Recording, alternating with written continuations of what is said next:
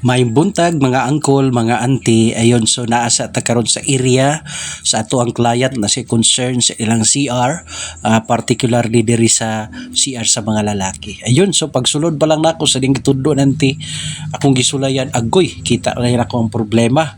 Ang ilahang urinal, dili na siya mopatay sa diyang i-push na nimo. So ang problema ani kaning push button valve niya. So dili na mo balik og sarado.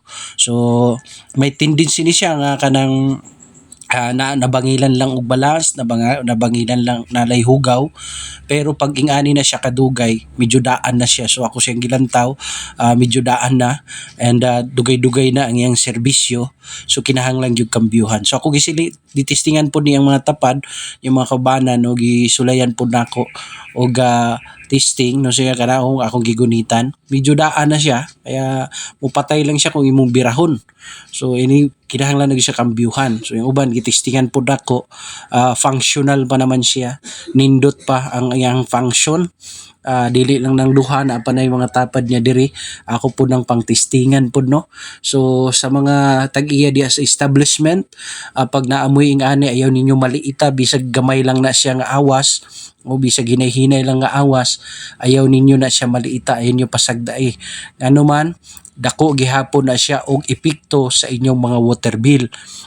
Ayaw padagtuo mo nga gamay nga awas na, pero sa hinay-hinay nagadungag na sa inyohang mga water bill.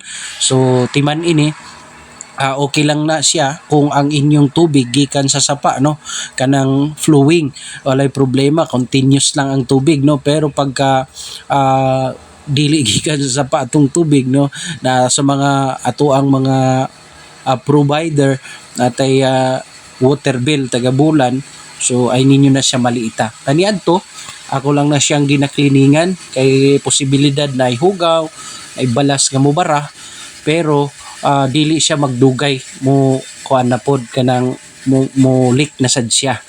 Timan ini sa mga gusto magtipid, okay lang tong kliningan, pero sultian ta ka wala ka nakatipid kay una, for example ani, gipasabot na ako kong client nga kaning itawagan ko nimo karon i-repair, and in a few days mao gihapon ang problema ha, kay tinluan lang nato.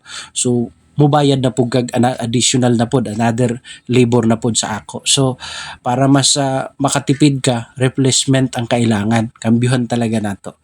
So yun, di man pud lisod pasabton akong client, no, dali kay siya mo okay siya mo palit na lang siya, and then mutawag lang siya sa akong balik para itakod na nako. Anyway, salamat sa inyong paglantaw. God bless everyone.